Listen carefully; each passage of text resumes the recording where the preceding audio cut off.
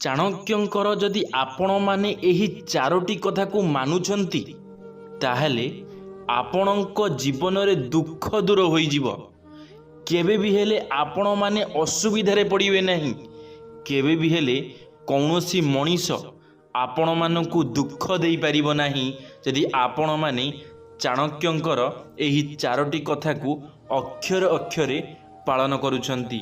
ପୁରା ଜୀବନ ମୂର୍ଖ ହେଇ ରୁହନ୍ତୁ, ନହେଲେ କୌଣସି ବି ବ୍ୟକ୍ତିର ଅସଲ ଚେହେରା ଜାଣନ୍ତୁ ଏହି ଚାରୋଟି କଥାରୁ। ତ ସାଙ୍ଗମାନେ ଚାଲନ୍ତୁ ଆଜିର ଭିଡ଼ିଓଟି ଆରମ୍ଭ କରିବା। କେହି ଜଣେ ବଡ଼ ବ୍ୟକ୍ତି କହିଛନ୍ତି, କାହାରିକୁ ବାଛ ନାହିଁ, ବାଛିବା ଦ୍ୱାରା କେହି ନିଜର ହୁଅନ୍ତି ନାହିଁ। ଆଇନାରେ ବେଶୀ ଡେରି ପର୍ଯ୍ୟନ୍ତ ଚେହେରା ରହିନଥାଏ। ଆପଣଙ୍କୁ ସେହି ବ୍ୟକ୍ତିକୁ ଭଲ ଭାବରେ ଜାଣିବାକୁ ହେବ ଯିଏ ଆପଣଙ୍କ ପାଖରେ ସବୁବେଳେ ରହୁଛି। ସବୁବେଳେ ମଣିଷର ଗୋଟିଏ ପ୍ରଶ୍ନ ମନକୁ ଆସିଥାଏ କି ସେ ବ୍ୟକ୍ତି କିପରି ହୋଇଥିବ, ସେ ମଣିଷଟି କିପରି ହୋଇଥିବ, ସେ ମଣିଷ ଭଲ ନା ଖରାପ। ସବୁବେଳ ପାଇଁ ଗୋଟେ ମଣିଷ ମନ ଭିତରକୁ ଏହି କଥାଟି ଆସିଥାଏ। ତେବେ ଏହା କ'ଣ ଆମେମାନେ ଦେଖିକିରି ମନରେ ଭାବିଥାଉ। ଆଚାର୍ଯ୍ୟ ଚାଣକ୍ୟଙ୍କ ସବୁଠାରୁ ବଡ଼ ଜିନିଷ ଏହା ଥିଲା କି ସେ ଗୋଟେ ବ୍ୟକ୍ତିକୁ ଦେଖିବା ମାତ୍ରେ ତା ବିଷୟରେ ଜାଣି ଦେଉଥିଲେ କି ସେ ବ୍ୟକ୍ତି କିପରି ଅଟେ। ଆଚାର୍ଯ୍ୟ ଚାଣକ୍ୟ ଲୋକମାନଙ୍କୁ ଚିହ୍ନିବା ପାଇଁ ଚାରୋଟି ଜିନିଷର ଧ୍ୟାନ ରଖିବାକୁ କହିଛନ୍ତି। ଆଜି ମୁଁ ଆପଣମାନଙ୍କୁ ସେହି ଚାରୋଟି କଥା ବିଷୟରେ କହିବାକୁ ଯାଉଛି। ତ ଚାଲନ୍ତୁ ଭଲ ଭାବରେ ଜାଣିନେବା।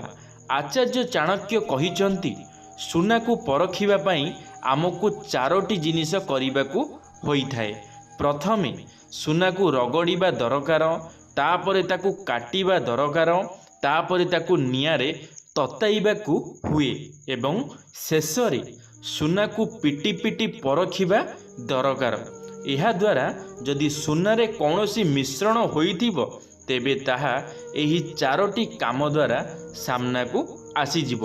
ଏହିପରି ଯଦି ଆପଣ କୌଣସି ବ୍ୟକ୍ତିକୁ ପରଖିବାକୁ ଚାହୁଁଛନ୍ତି ତେବେ ଆପଣଙ୍କୁ ଚାରୋଟି କାମ କରିବାକୁ ପଡ଼ିବ। ଗୋଟେ ପୁଅର ବାହାଘର ହେବାର ଥିଲା। ପୁଅଟି ବାହାଘର ଆଗରୁ ନିଜ ସାଙ୍ଗମାନଙ୍କୁ ପାର୍ଟି ଦେଉଥିଲା।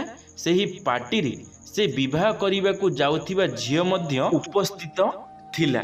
ସେହି ଝିଅଟି ବହୁତ ସୁନ୍ଦର ଥିଲା ଏବଂ ପୁଅଟି ମଧ୍ୟ ତାକୁ ବହୁତ ଭଲ ପାଉଥିଲା। ସେହି ସ୍ଥାନରେ ଯେଉଁଠି ଖାଇବା ତିଆରି ହେଉଥିଲା ସେଠି ହଠାତ୍ ନିଆଁ ଲାଗିଗଲା। ଆଉ ଝିଅର ଗହଣା ବ୍ୟାଗ୍ ସେହି ନିଆଁ ଲାଗିଥିବା ପଛପଟ ରୁମ୍ରେ ଥିଲା। ଆଉ ଝିଅଟି ସମସ୍ତଙ୍କ ସାମ୍ନାରେ କହିଦେଲା କି ସେ ପୁଅ ନିଜ ଜୀବନ ସହିତ ଖେଳି ନିଆଁକୁ ଡେଇଁ ବ୍ୟାଗ୍ ଆଣିବ, କାରଣ ସେ ତାକୁ ସତରେ ଭଲ ପାଉଛି।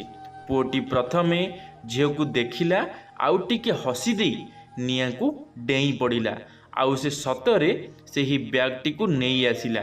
କିନ୍ତୁ ବ୍ୟାଗ୍ ଆଣିବା ପରେ ପୁଅଟି କହିଲା, ନିଅ ତୁମର ବ୍ୟାଗ୍, କିନ୍ତୁ ମୁଁ ତୁମକୁ ବିବାହ କରିପାରିବି ନାହିଁ।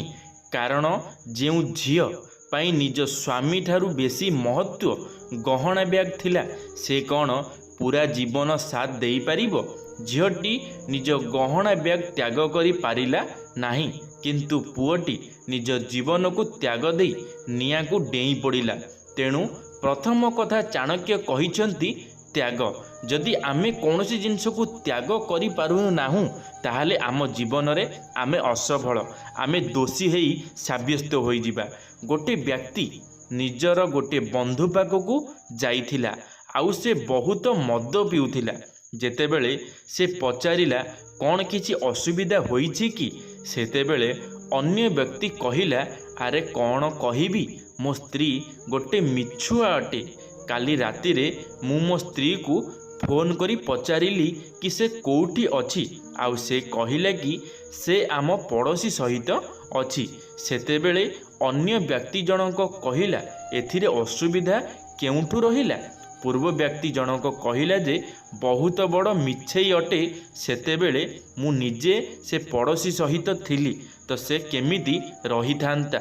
ତେଣୁ ଦ୍ୱିତୀୟରେ ରହିଛି ଚରିତ୍ର ଯଦି ଆପଣଙ୍କର ଚରିତ୍ର ଭଲ ନାହିଁ ତାହେଲେ ଆପଣମାନେ ଯେତେ ସୁନ୍ଦର ହେଲେ ବି ଲୋକମାନେ ଆପଣଙ୍କୁ କେବେ ବି ହେଲେ ଭଲ କହିବେ ନାହିଁ। ତ ସେଥିପାଇଁ ଆପଣମାନେ ନିଜ ଚରିତ୍ରକୁ ଆଗେ ସଜାଡ଼ନ୍ତୁ, ନିଜ ଚରିତ୍ରକୁ ଆଗେ ଭଲ କରନ୍ତୁ। ଯେଉଁ ବ୍ୟକ୍ତିମାନଙ୍କ ଚରିତ୍ର ଠିକ୍ ଥାଏ ସେମାନେ ଭଲ ହୋଇଥାନ୍ତି।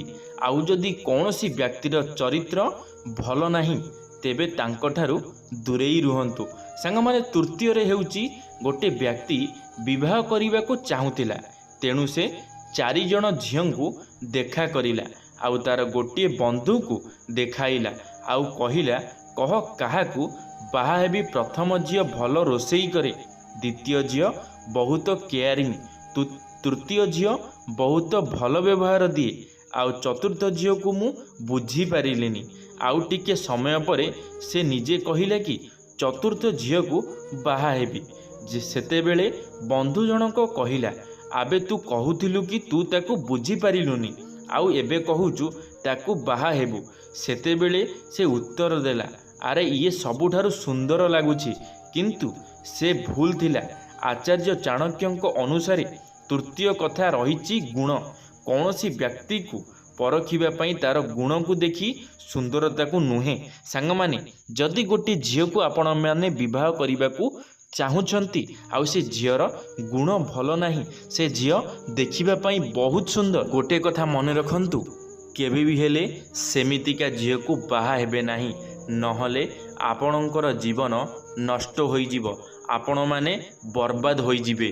ସାଙ୍ଗମାନେ ଚତୁର୍ଥରେ ହେଉଛି ବହୁତ ଲୋକ ନିଜକୁ ବହୁତ ଧନୀ ବଡ଼ ଲୋକ ବୋଲି ମନେ କରିଥାନ୍ତି ଆଉ ଅନ୍ୟ କାହାକୁ ସମ୍ମାନ ଦେଇନଥାନ୍ତି, ସମସ୍ତଙ୍କୁ ଛୋଟ ବୋଲି ମନେ କରିଥାନ୍ତି। ସେହି ବ୍ୟକ୍ତିମାନଙ୍କୁ ତାଙ୍କ କର୍ମ ପାଇଁ ନିଶ୍ଚିନ୍ତ ଦଣ୍ଡ ମିଳିଥାଏ। ତେଣୁ ଚତୁର୍ଥରେ ରହିଛି କର୍ମ। ଆଚାର୍ଯ୍ୟ ଚାଣକ୍ୟଙ୍କ ଅନୁସାରେ ଯଦି କୌଣସି ବ୍ୟକ୍ତି ଅଧର୍ମ ବା ଖରାପ କାମ କରୁଛି ତେବେ ତାଠାରୁ ଦୂରେଇ ରହିବା ଉଚିତ। ସାଙ୍ଗମାନେ ଯଦି ଆପଣଙ୍କର ସାଙ୍ଗସାଥି ହୁଅନ୍ତୁ ବା ଆପଣଙ୍କର କେହି ନିଜର ଲୋକ, ଯଦି ସେମାନେ କାହା ପାଇଁ ଖରାପ ଚିନ୍ତା କରୁଛନ୍ତି, ଅଧର୍ମରେ ଯାଉଛନ୍ତି, ଖରାପ କାମ କରୁଛନ୍ତି, ତ ଯେତେ ପାରୁଛନ୍ତି ସେମାନଙ୍କ ଠାରୁ ଦୂରେଇ ରୁହନ୍ତୁ, ନହେଲେ ସେମାନେ ତ ଫସିବେ ହେଲେ ଆପଣମାନଙ୍କୁ ମଧ୍ୟ ଫସେଇ ଦେବେ, ଆପଣମାନଙ୍କୁ ଖରାପ କରିଦେବେ ଏ ଦୁନିଆ ଆଗରେ। ତ ସେଥିପାଇଁ ସେଇଭଳି ଲୋକମାନଙ୍କ ସାମ୍ନାକୁ କେବେ ବି ହେଲେ ଯାଆନ୍ତୁ ନାହିଁ, ସେଇଭଳି ଲୋକମାନଙ୍କ ସହିତ କେବେ ବି ହେଲେ ବନ୍ଧୁତା କରନ୍ତୁ ନାହିଁ। ତେବେ ଏହା ଥିଲା ସେହି 4ଟି ଜିନିଷ ଯାହାଦ୍ୱାରା ମଣିଷକୁ ପରଖିବା ଦରକାର। ସାଙ୍ଗମାନେ ଆଜିର ଭିଡ଼ିଓଟି ଆପଣମାନଙ୍କୁ ନିଶ୍ଚିନ୍ତ ଭାବରେ ଭଲ ଲାଗିଥିବ। ଏ ଭିଡ଼ିଓରୁ ଆପଣମାନଙ୍କୁ ନିଶ୍ଚିନ୍ତ ଭାବରେ କିଛି ନା କିଛି ଶିଖିବା ପାଇଁ ମିଳିଥିବ। ଆଉ ଆପଣମାନେ ଯଦି ନିଜ ଜୀବନରେ ନିଜ ଲାଇଫରେ ଏହିସବୁ କାମକୁ ପ୍ରୟୋଗ କରିବେ, ଏହିସବୁ କଥାକୁ ମାନିକିରି ଚାଲିବେ, ତାହେଲେ ଆପଣମାନେ ନିଶ୍ଚିନ୍ତ ଭାବରେ ନିଜ ଜୀବନରେ ସଫଳତା ହାସଲ କରିବେ। ଭିଡ଼ିଓଟିକୁ ଶେଷ ପର୍ଯ୍ୟନ୍ତ ଦେଖିଥିବାରୁ ଆପଣମାନଙ୍କୁ ଅଶେଷ ଅଶେଷ ଧନ୍ୟବାଦ। ଯଦି ଭିଡ଼ିଓଟି ଆପଣମାନଙ୍କୁ ଭଲ ଲାଗିଥିବ ଲାଇକ୍ଟିଏ କରିଦେବେ, ସାଙ୍ଗମାନଙ୍କ ମଧ୍ୟରେ ସେୟାର ନିଶ୍ଚିନ୍ତ ଭାବରେ କରିଦେବେ। କମେଣ୍ଟ ବକ୍ସରେ ଆପଣମାନଙ୍କର ମତାମତ ରଖିବେ। ଯଦି ଆପଣମାନେ ଆମ ୟୁଟ୍ୟୁବ୍ ଚ୍ୟାନେଲରେ ପ୍ରଥମ ଥର ପାଇଁ ଆମ ଚ୍ୟାନେଲଟିକୁ ସବସ୍କ୍ରାଇବ୍ ନିଶ୍ଚିନ୍ତ ଭାବରେ କରିଦେବେ। ଧନ୍ୟବାଦ ସାଙ୍ଗମାନେ। ଜୟ ଜଗନ୍ନାଥ, ଜୟ ମା ଶାରଳା, ଜୟ ଶ୍ରୀକୃଷ୍ଣ।